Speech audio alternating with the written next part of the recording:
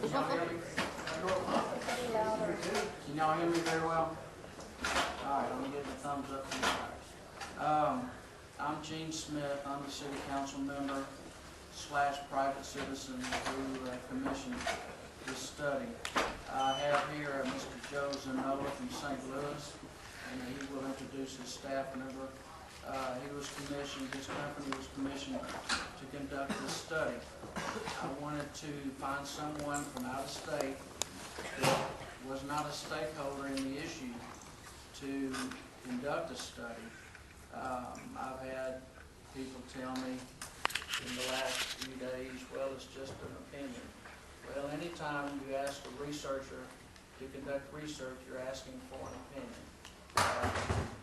The city uses traffic engineers, and they give us opinions. We have a zoning consultant. He gives us opinions on law. It is not my intention to sit here and make interpretations of the study. I believe that it is up to Mr. Zanola to back up his work. And with that, I think that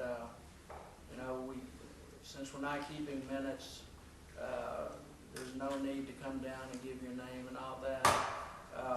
But I would ask that everyone be respectful of each other's time. We don't want to be here all night. The Eagles do start playing in a little over an hour, and I have a couple of tickets. My wife would like for me to help to accompany her before halftime.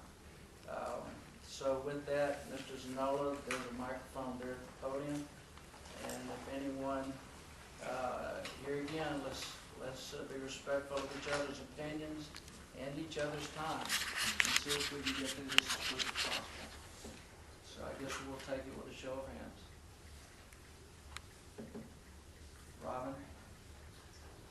Were you influenced by anyone in the outcome of your study, or is the study totally independent?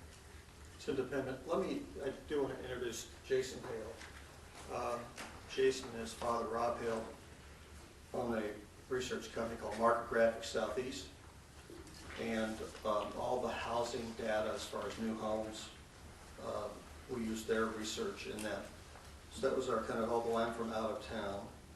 We did a really solid local new homes information in our office. But no, there was absolutely no, this is I do a lot of studies, and we got no influence, no input from anyone on this, especially Mr. Smith.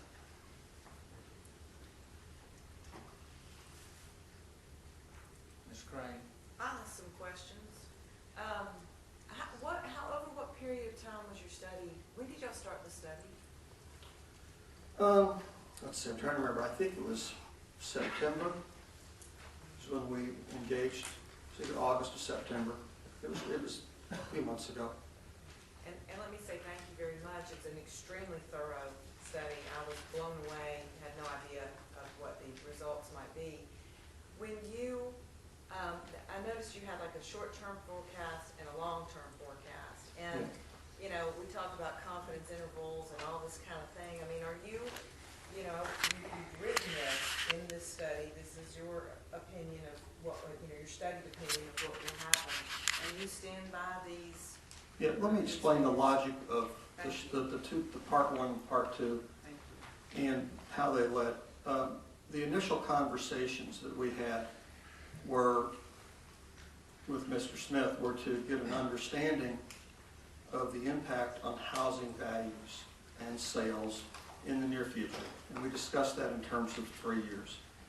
And as we discussed that, we began to explore and contemplate what happened if we looked over a longer period of time, if there were corresponding effects on broader socioeconomic factors. So our approach to this was to, again, we're in the opinion mode here, but really believe and establish that there is a given value of school transportation in a community that has school transportation. Now, we acknowledge that many other communities don't, but it's a given value that's there.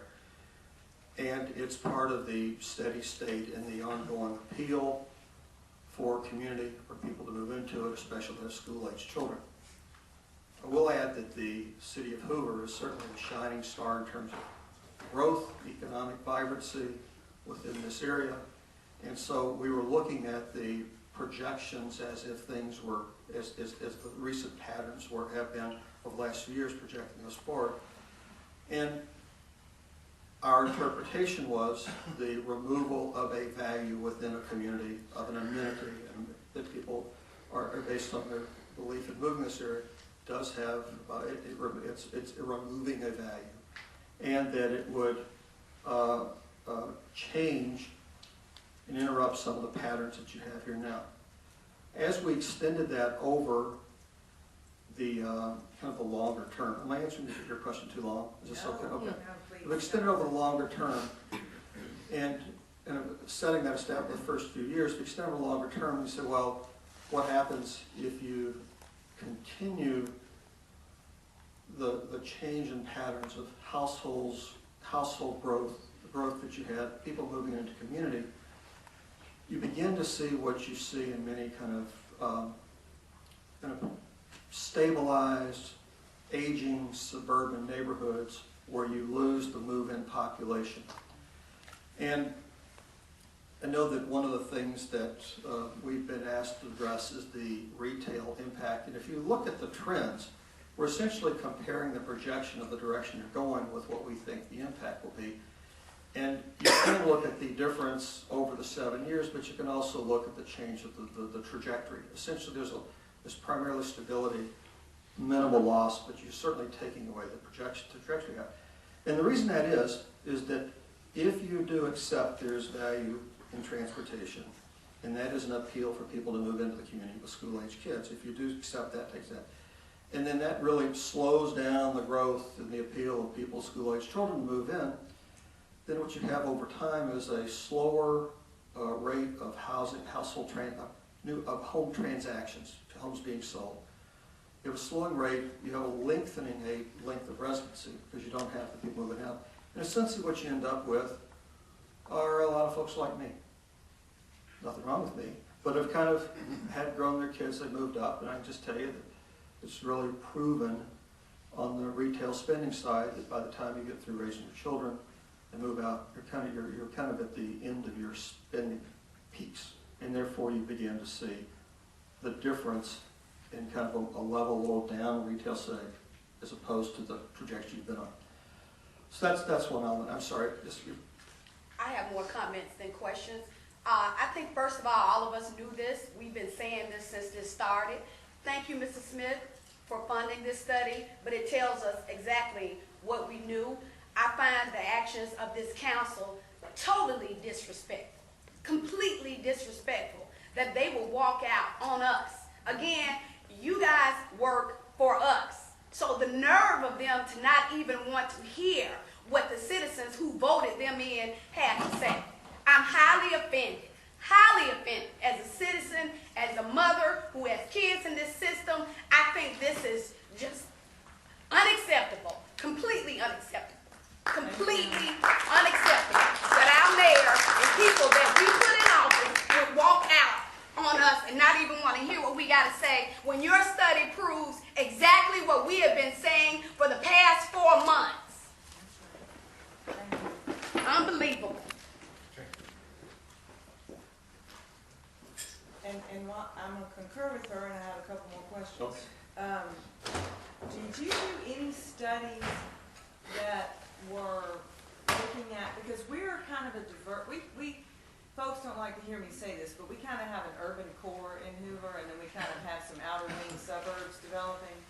I live in the urban core, just up the hill, been here since 1970, but when, we've got some more expensive neighborhoods here and more expensive neighborhoods there and older neighborhoods here, what did you do any looking at the different impact on the different neighborhoods, like, well, Lake Cyrus will be okay, but Green Valley won't, and Shades Mountain might suffer, but Greystone will be okay?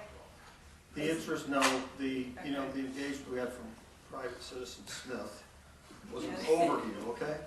And we kind of went beyond that, just to make sure that we were anticipating that there'd be questions. So kind of went beyond that, but we did not get down to the level of the branding. Now, I'm familiar with doing that in other areas, but we did not here. So, no, we didn't do the specific neighborhoods. Do you have any understanding of how this would affect apartment? We've got a lot of apartments here in Hoover, and while I have had concerns that if you're not attracting young families into apartments, who are you attracting into apartments? So, we have the possibility of having a lot of vacancies, based on, especially after looking at your study. Do you have any sense of how this affects apartment occupancy rates? I'll answer generally, and I need to ask more hands up over here also, if that's okay. Sure. During the last decade, when we really had the spike in the housing boom and everything, our overall, this is kind of not just here, but overall, a much higher percentage of home ownership than could be sustained. Now we've kind of come off of that, as well as, so I'm kind of speaking to the issue of apartments and rental housing is changing. We have noticed, and cannot say with absolute truth that most, but we can say that many new households moving into a community will be more cautious and conservative in rent to find out exactly where they want to be and then buy. So there's a lot of things that are changing, and that's an example of the benefits to the apartments. Additionally, young initial households are more likely to kind of forego buying their first house a little bit longer now because of the risk involved in home ownership and the difficulty to achieve that. So there's a lot of different ways to look at apartments. Additionally, there's one other final thing I'll add here about the rental part of life. There's really changed, is that many times as people are living longer, they may be deciding to cash out or sell out of a home sooner than they would have before we had the housing challenges last time. So there's a component of rental housing that also allows the ability for people to remain lifelong citizens in a community, from the first household to the last. Yes, you had some questions over here. Yeah, I've got two. Have you done in the past, have you done a survey specific to bus elsewhere in the country? No, we haven't. And the way I'll answer that is that since we haven't, we tried to overcompensate. We do a lot of unique type things and kind of thrive on it. What we did is if you look at the study, we did some extensive work, and there's probably a fraction of what we did in terms of trying to find out the impact or the effect of changing school transportation that's already been there in other areas. So we put some of those in here, but we have extensive familiarity with that, but we have not done anything for that, but hopefully gained a great amount of knowledge. My part two is through your networking throughout the nation, are you able to pull similar results from another corporation on something like this from a similar neighborhood like Edmond, Oklahoma, or somewhere else where the demographics are similar, higher end, mid-sized city suburb, so to speak? Trying to add credibility to what you presented. Yeah. The answer is probably yes. I'm not sure if I understand the question. Sometimes I'm hesitant to answer the question. There's something I want to say if I'm not sure I understand the question. If another company that you know has done a similar, even if it's not specific to transportation of school buses, maybe it's public transportation or something else, that would add credibility or credence to what you're presenting to us, that would say, here's a city 10 years ago that made a bonehead decision similar to what you guys are doing, and here's the devastation that followed. Yeah, and the answer is yes, we'd be glad to do that. We could. In our research, and I have a really strong research team, small but strong. And while we found the issues and concerns and controversy that was associated with us changing school transportation, we were not able to find anything that reflected back, that showed what we had forecasted. Mrs. Zanella, you did have 3 examples, I believe, within your study that did go to the subject of the loss of transportation, if I remember correctly.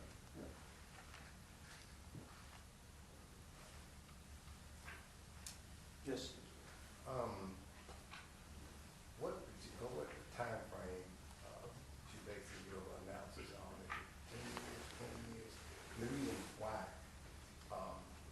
say that the numbers that you're predicting that the city will leave as it relates to people moving from the city that's already here. And because I'm noticing that there was a lot of development, more houses gonna come in. What do you come up with after the give and take? Do you make room for that? Joe, one thing that you might want to do, since we don't have a microphone, you might give a synopsis of the question so everyone in the room can understand what you were asking. So I think the question was, what was the time frame in our study and the impact within that time frame on new homes or people moving in? Versus the individuals, let's just versus home versus apartment, because the majority of the conflict is with persons that we utilize buses that are in apartment, basically. So they're give and take versus new home versus apartments in that scenario. What you think? Well, I will admit that while we're talking about apartments, the focus that we followed in this was essentially the value of those owning, what would happen with owned homes. And we use the Market Graphics Southeast data for that and forecast to have 7 years, and as well as with the existing resale value. So what we saw or believed in that was that with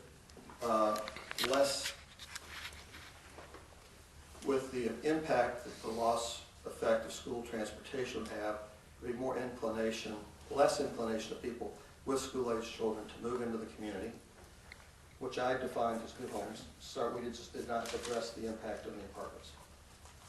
Yes.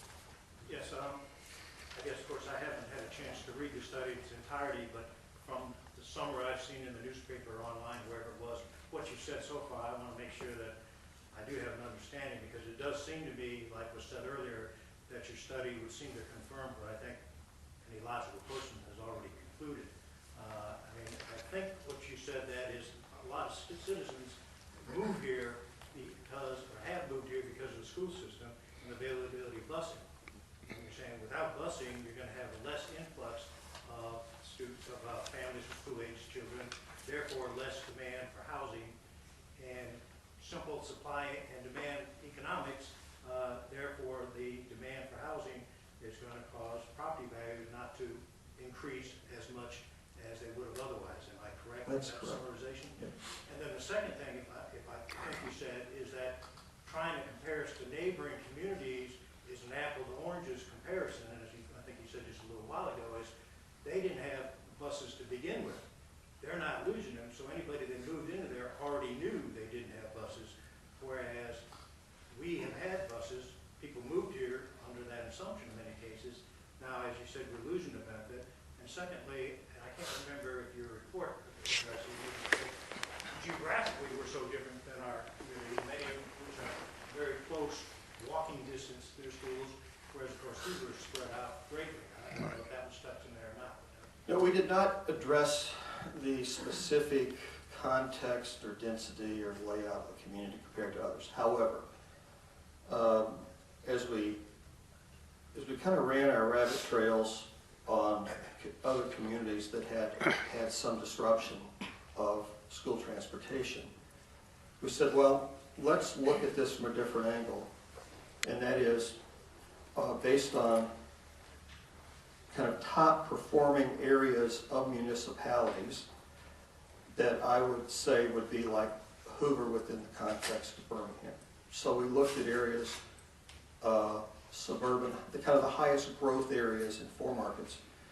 And again, this is an overview. We did not explain everything, but essentially we found some commonality in those 4, which are an area in south of Jacksonville, Florida, an area in the north part of Indianapolis, an area to the southwest of Austin, and the southern part of Nashville. It's comparable to those market, that part of the market comparable to the bigger market as Hoover is to Birmingham. And all of those, as fast-growth communities, had school transportation as part of their core offering. Now, there was a little variation, but you could, and those are all areas that we have personally driven and examined and know because of other projects we've done. And we're I think, good to bring into this because they kind of showed communities that did have some urban core often, but also had suburban areas that were pretty widespread, and they all have school transportation as a core part of the day. There's a lady's been waiting patiently in the back corner. I'm sorry. That's okay. I'm Dana from the Alabama Education Association. I just have a comment, and it's more directed to you, Mr. Smith. I'm thanking you for commissioning the study. As well, I guess my disappointment comes because I'm very much respectful of the law that the city has voted.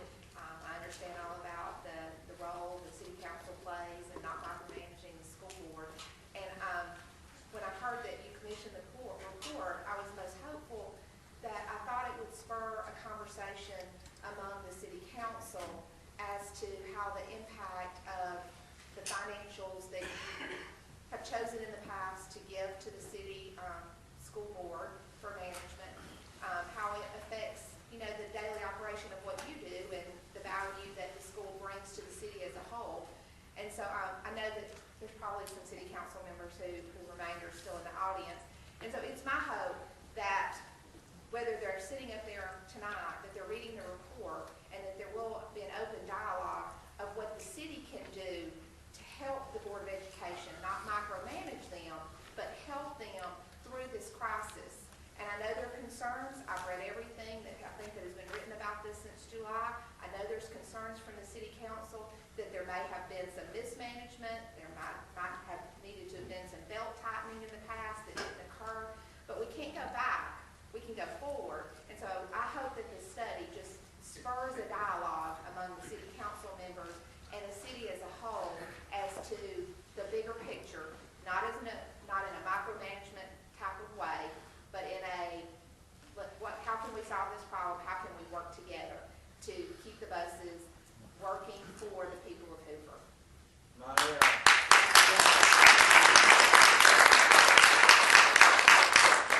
purpose of commissioning the study was just to try to create a tool. I can't speak for the other council members. I can speak for myself. And I know one of the things that I'm looking for is to see what is the school board doing for themselves to tighten that belt as you speak. I've been told by one board member that they don't anticipate coming to the city and asking for anything. You know, at this point, you know, I really have nothing but that to dwell on. I can watch from afar, but you know, I hope that this tool is going to be used as a point of dialogue for the school board members, for the city council. This problem wasn't created overnight, and it's not going to be fixed overnight. And that I appreciate those comments. As someone who attends budget hearings for multiple school districts, I can tell you the value that other school districts place on the money that the cities decide to invest in their city schools.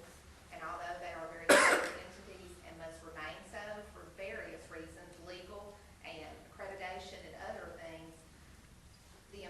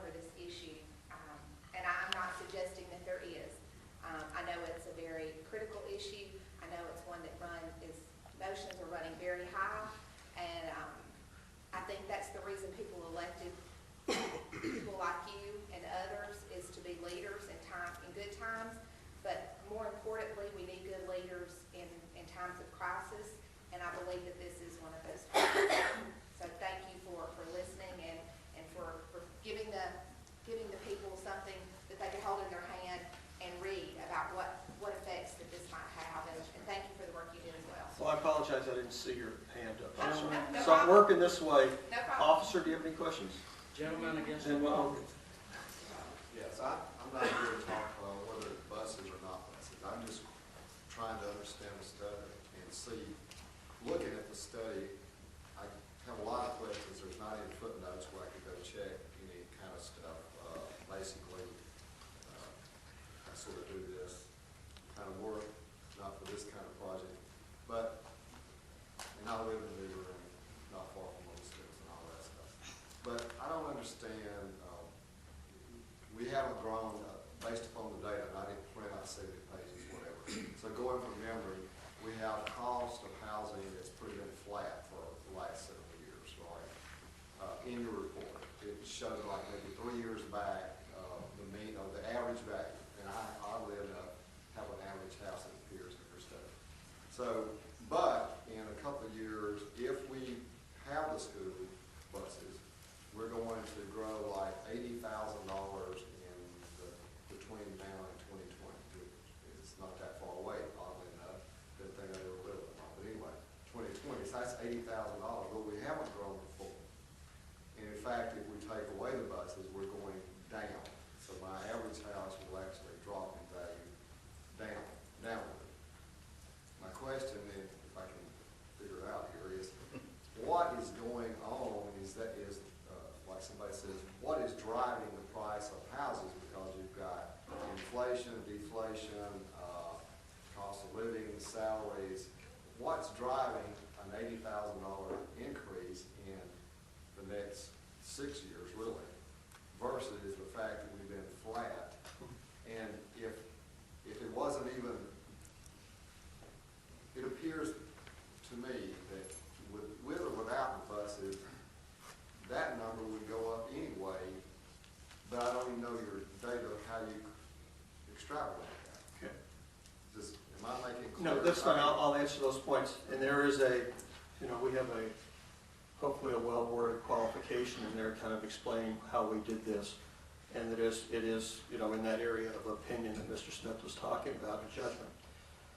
As far as the projected values that we took, and the work that we do with the Hales and others, recognizing that we've been through, in the last decade, a really housing crisis, just skyrocketing values have dropped off, and that in recent years, very recent years, we've seen a little bit of a turnaround. And that turnaround in Hoover, as far as increasing sales, increasing in home building, that Hoover is kind of the shining star within the Birmingham market. So there's a demand here that we're seeing in a hot growing and strong growth market, sub-market within a larger market. We took the increased new home sales that we've seen in the last few years, the really almost undersupplied number of new homes in the Hoover area, as well as the realtor information over the last few years, and said, okay, we're going to take that last few years trend and project it forward. So that's where that increase comes from going forward. And whether that's right or not, that's what our judgment was, that we're in an area that we're anticipating real estate prices going up. If we're off of 80,000, whatever we just built, we can certainly identify that your area is kind of in the hot market of Birmingham. And the attributes of the community are including the schools and the transportation part of that. And that we felt that the impact of removing the busing, the school transportation, would detract from the number of transactions, the number of families moving in, the appetite of developers and builders to build here. So that's where the difference came. And I will readily admit that we're using projections based on some factors that we came and pushed those forward and saying what would the difference be in those. Would our opinion include a difference that would happen over time based on the school transportation? Sir, right here in the middle, leaning on the seat. Do you have a question? No, sir. Okay. I'm listening. Gentleman in the red jacket. Yeah, you have to forgive me, I haven't had a chance to read the entire study either, so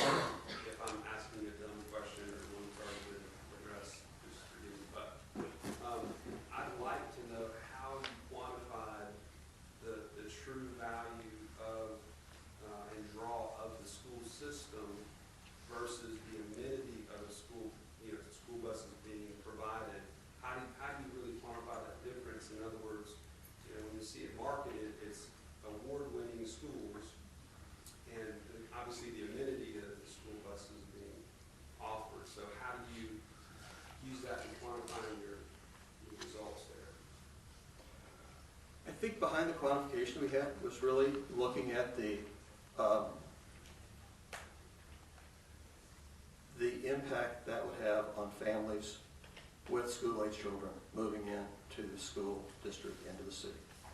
And that it would be an impact that would slow the growth. Well, but I mean, from the draw, so are people drawn, how do you quantify the difference of how they're drawn to a school district or system in that regard? That's what concerns me, because it seems like there's a lot of gray area there, but you're kind of making some projection that. I'll accept that. It was the best projection or forecast that we could make based on the characteristics and qualities that we tried to describe. And I would say that, I would be very interested to see what others may come up with a similar type of study. And I will, I mentioned earlier that we found plenty of data and uproar, concern about changes in transportation, but not that anything that we could really put our hands on. This is quantitatively unheard in other areas that's been documented that we could use as examples. Yes. I just would like to say in response to that question that I know this is not part of your study, but many of my friends moved into the neighborhood because there was a bus service, because we are zoned 14 miles from the middle school, so they would not have moved into their houses if there wasn't a bus available. So I feel that because Hoover is so spread out, especially the middle schools and the high schools are so spread out because it was designed in that way, buses add value to people moving in because they're not going to want to move into a house that's 15 miles from a school without transportation to get there. So that's just my observation of talking to many people around me. So it has nothing to do with your study, but I feel like it supports what your study is.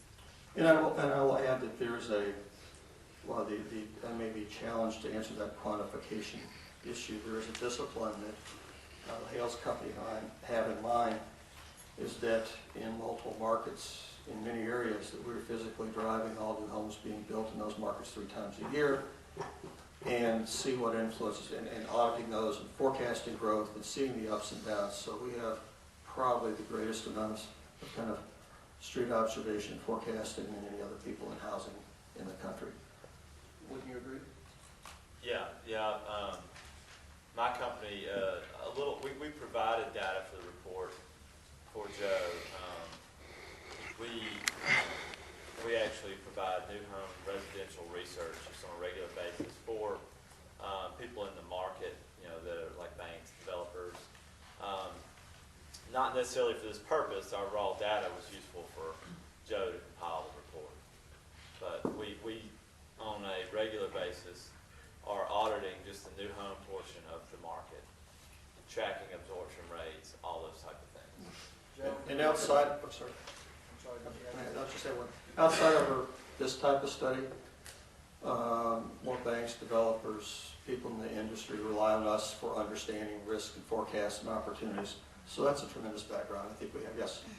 Where did you Lady in the white shirt. I am new to these meetings, and I'm glad I'm here tonight because I'm learning a lot. But I just want to make a comment because I'm sure you've heard a lot. And I have 4 children at 3 different schools. I've lived in Hoover for almost 20 years. I would like to move out of Hoover now. You're talking about the people who don't want to move in here anymore. How about the people who want to leave now because there isn't any buses? Not having buses, I know a lot of people have 1 or 2 children. I have 4. And I don't know how I'm going to do it next year. And it's going to dramatically change our family life. And I would like to leave Hoover now and find a place to live that has buses. How about anybody else? Sure. I have a question for you. I know you don't live in Hoover, but you researched Hoover. If you did own a house in Hoover, knowing what you know now with your survey, and you had the ability to leave Hoover, would you? I don't know if that's a fair question. It's an investment. We're all having Would he, based on what you know, based on your survey, how is our investment? It's a huge investment.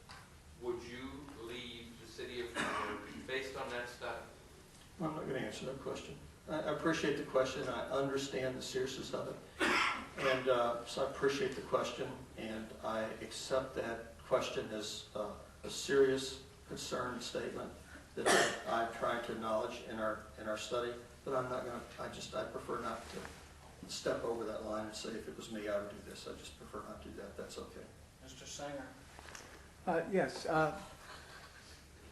Hoover was formed in 1968. In the 1970 census, we had approximately 468 people. Based upon the population now, we're over 200 times greater in population. And we were part of the Jefferson County school system, and then we formed our own school system. And from that time on, we've had bus service. So it's more than a generation that we've had bus service. Also, the Hoover is a very interesting combination of residential, education, and business. We've got a very strong business community, one that keeps coming into Hoover. The success of the Hoover Chamber of Commerce is key and ties in with the education system. So it seems to me that the study is pointing out that we've got I'm sure we've all seen it on TV where there are tens of thousands of dominoes set up, and you flick one domino and the cascade starts going and knocks them all down. In my opinion, both prior to reading the study and as I've stated at the Council and the Board of Education, it's a domino effect. The effect economically on the quality of education, aside from the safety of getting to and from school, we're going to become a diminished community if we continue on this, okay? So therefore, because it is as complex as it is, this is a situation where the Board of Education, the City Council, the Chamber of Commerce have got to take a look from an economic viability point of view. How do we keep Hoover healthy? The lady and the young lady in the purple shirt. You are in the business of drawing conclusions based on your data, correct? I'm sorry. You're in the business of drawing conclusions based on the data that you find, Yes. correct? Yes. So,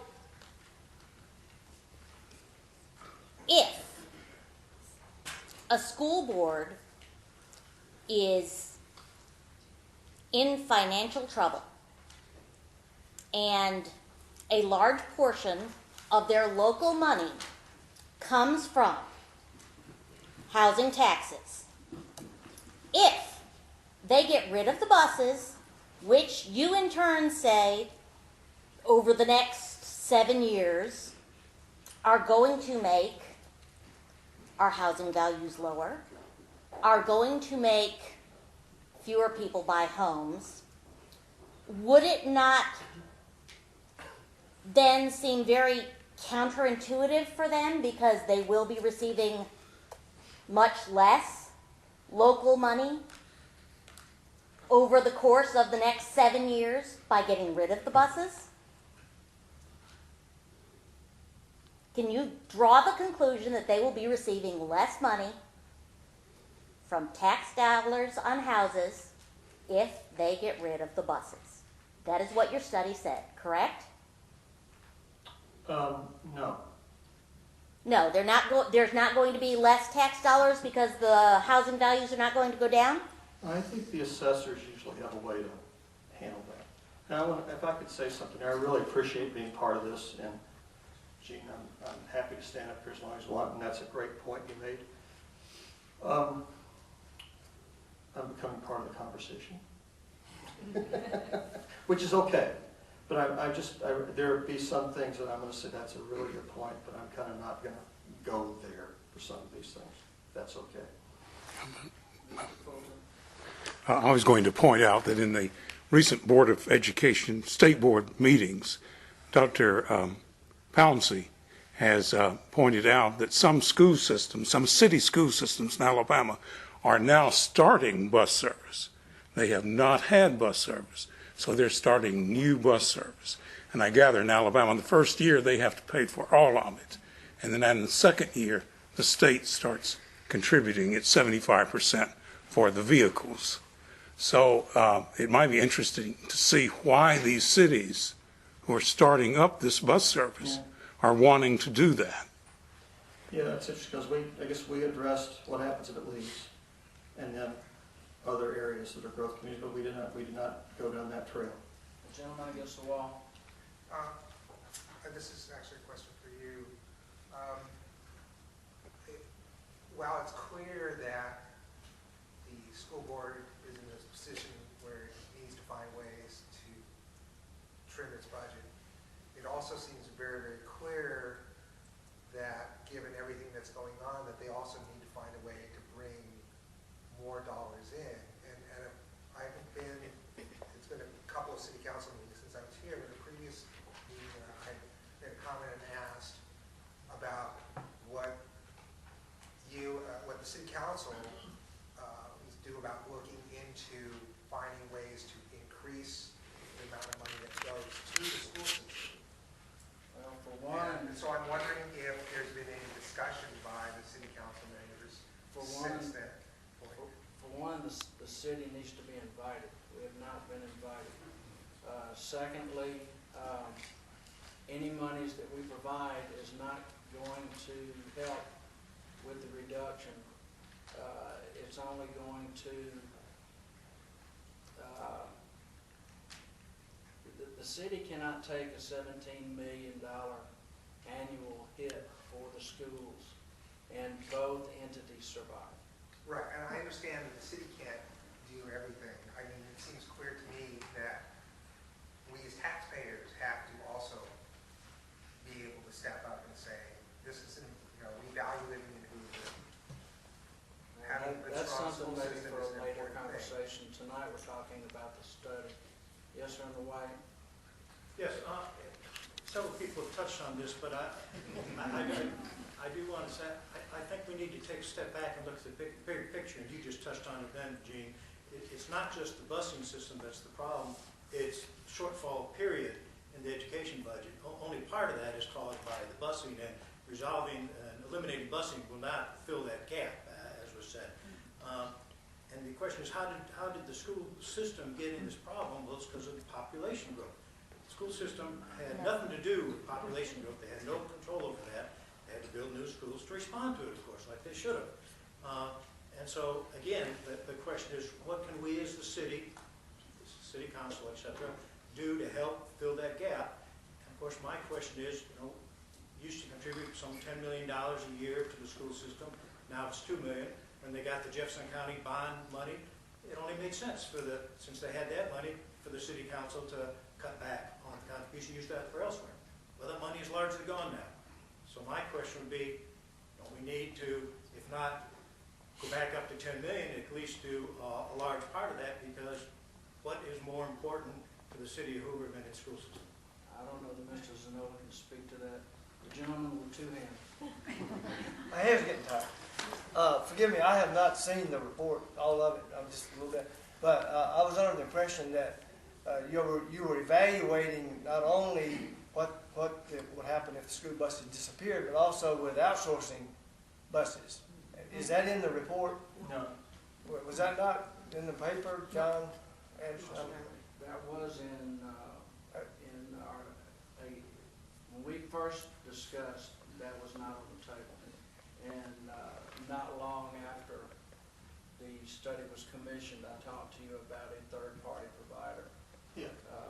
And how that would affect. And we made mention of that, but I don't think. So you didn't do an evaluation with outsourcing, just without school buses is what your report is saying. It was a disruption. Right. Okay. Now you can say elimination, you can say paying for, you can say a number of things. But we were looking at the disruption of the steady state of school busing now, which could involve a number of other things, from elimination to third-party private pay to whatever. Why not? And I read somewhere that the study was going to be both. And am I wrong there that it was mentioned somewhere? I know I didn't dream this. Yeah, it's in there, but, let's just say that we're using disruption, change, in what's there now to cover a lot of those things. Now, within that, there's a number of variables. My understanding at the same time is that there's a difference in busing, transportation, no transportation. There's also a difference between transportation at no cost and fee-based transportation. And that the third party, if I understand correctly, had a fee basis to it for the families. Is that correct? Yes. I don't think that it went to the depth that you might be speaking to. And that's partly because that part did not come until after the study was well underway. I understand. Gentlemen in the red, we're going to have to start winding down before 2 o'clock. In terms of the projected dollars spent in the city, was there a factor taken out of the loss or the utilization of household disposable income that would have to be used for their own personal vehicle, gas, etc., of transporting the youth back and forth, or helping to carpool, or paying to have this fee service deal? But was a loss of income or disposable income factored in? Because I would say that your number of sales would be lower based on folks having to spend their money to do things that their village. I'd say that was a minor part of it. The major part was what we foresaw as the lengthening of average residence, the age of households, the primary driver being the families with school-age children, not the great amount of those, the same growth you have in there now. I will mention that if you look at the age group distribution in the demographics we have now, you can make a case that if you accept what we think is a reality that families tend to spend less in the market after their children grow up that way. And if you accept that and say, well, the way that you can continue strong retail sales in a market is to continue to have more families moving in with children that are school age, you spend a lot of the shoes and the soccer games and going out for the pizzas and all that stuff. Then you look at, well, what happens if we don't have that? Right now, if you look at the age group,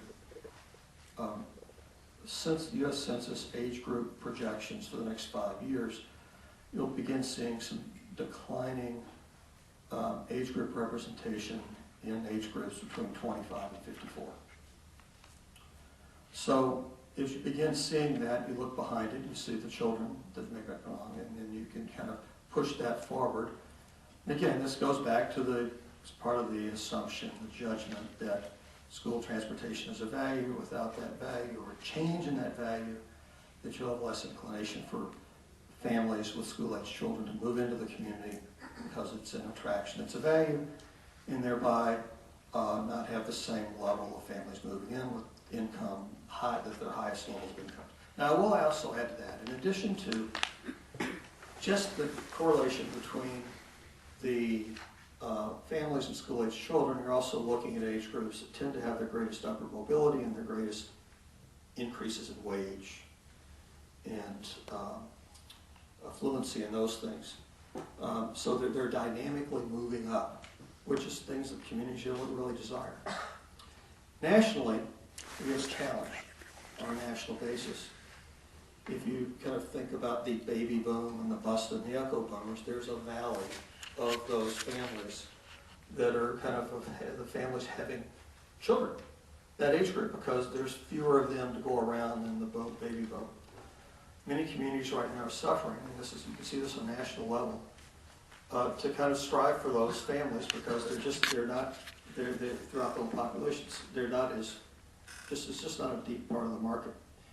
In many areas, without that type of growth of moving families, you begin to see a lot of the type of housing that was built for growing families begin not to have the demand that it did and become actually soft in the market. So it's more than just the disposable income, and a lot of that's where this home valuation came from, is you need to have demand for those homes that are being built by for more families to move into them. Yes? You're actually driving kind of close to what I wanted to ask. I manage a retail business in the area, and businesses like mine depend on low-wage workers that have good education and that can support living close to the business.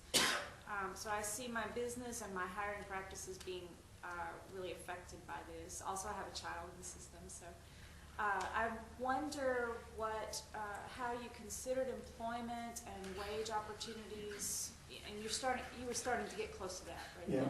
Well, there's two issues there, and one of them is one that I'm concerned to tread into.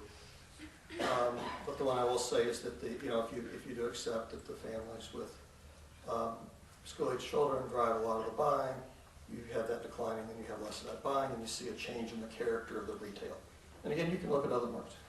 The area that I'm fearful to tread into that relates to retail as well as employment is a perception from the outside and reluctance to move in. And that's all I'm going to say about that. It's just that it is part of it may be a bigger issue than the specific we're talking about. But I considered it, I acknowledged it, but I did not make a case on that. Gene, I'm going to let you decide kind of when we want I'm to just going to do a couple more. Young lady with the white and tennis shoes. Thank you. I just have a clarification, if I may. So you did somewhat consider our geography, somewhat consider the disposable income that may be left over if people needed to pay for their busing. If they were included as a major component of your study, how do you think that would affect the outcome? Okay.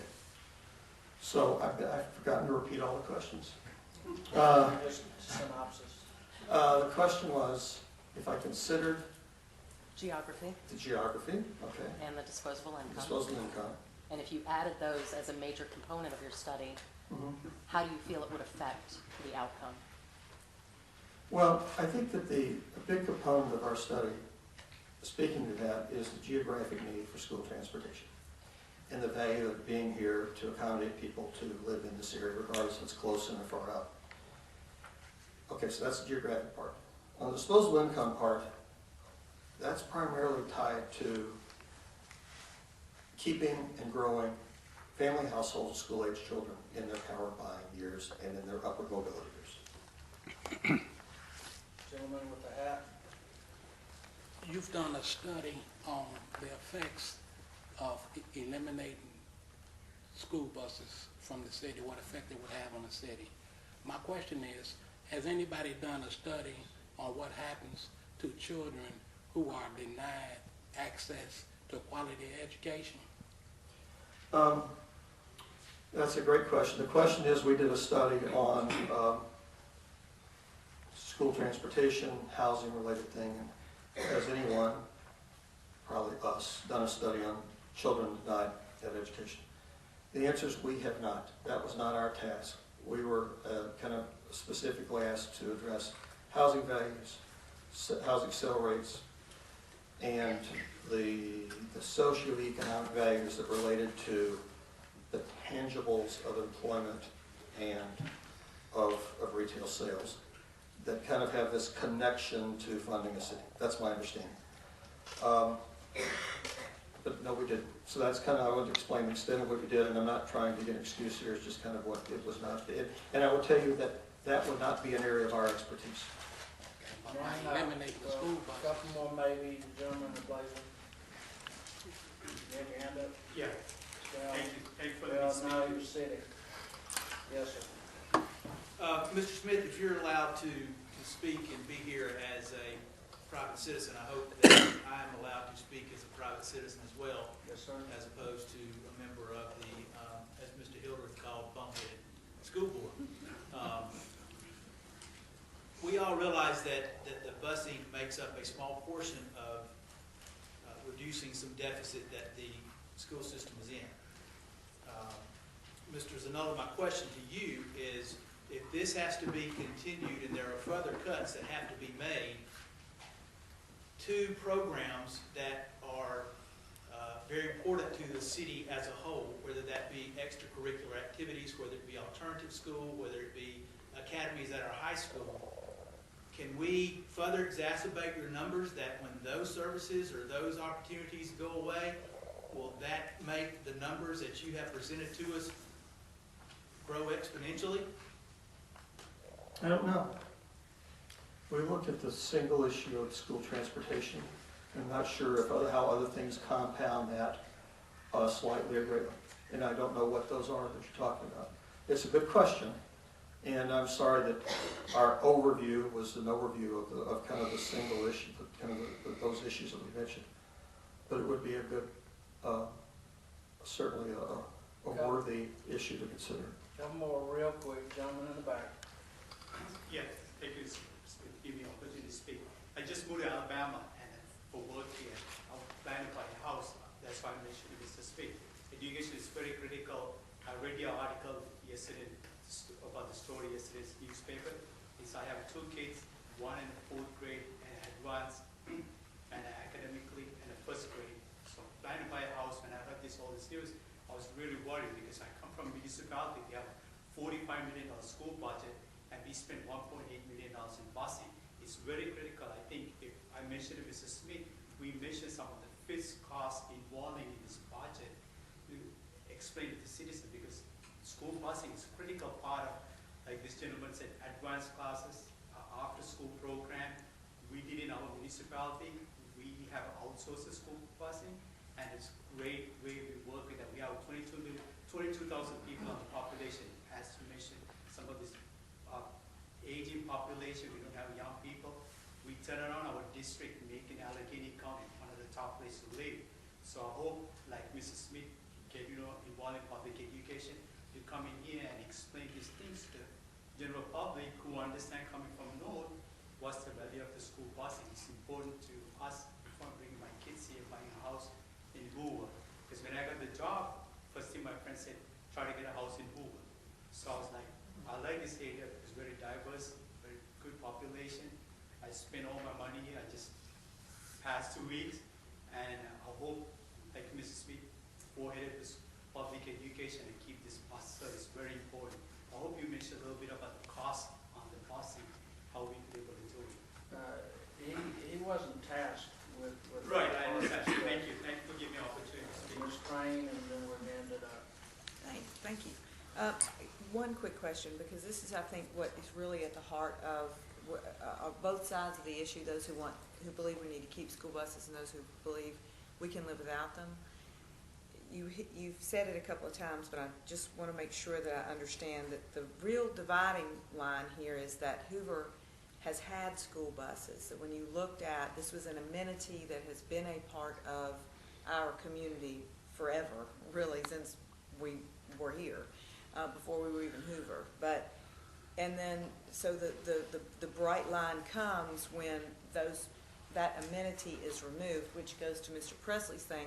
Yeah, anytime you remove an amenity, you're going to have some sort of, there's going to be an impact. But for this particular issue, it is the removal of the amenity that you were studying, or the disruption, I'm sorry, I'm saying that right, but when you've disrupted an amenity that's been in place, that's why, I mean, that's what those numbers reflect. And if we had never had buses, we wouldn't be having this discussion, basically. So that's really important in our community. I'm not asking you to join the conversation. I'm just asking, is that, I mean, that is really what this was about, was that we had buses and now there's a disruption. Yeah, without going through the whole genesis of it, I will back up so that if we're looking at the value, the impact of disrupting, changing the steady state of school transportation, one of our first conclusions was there's a value. Gotcha.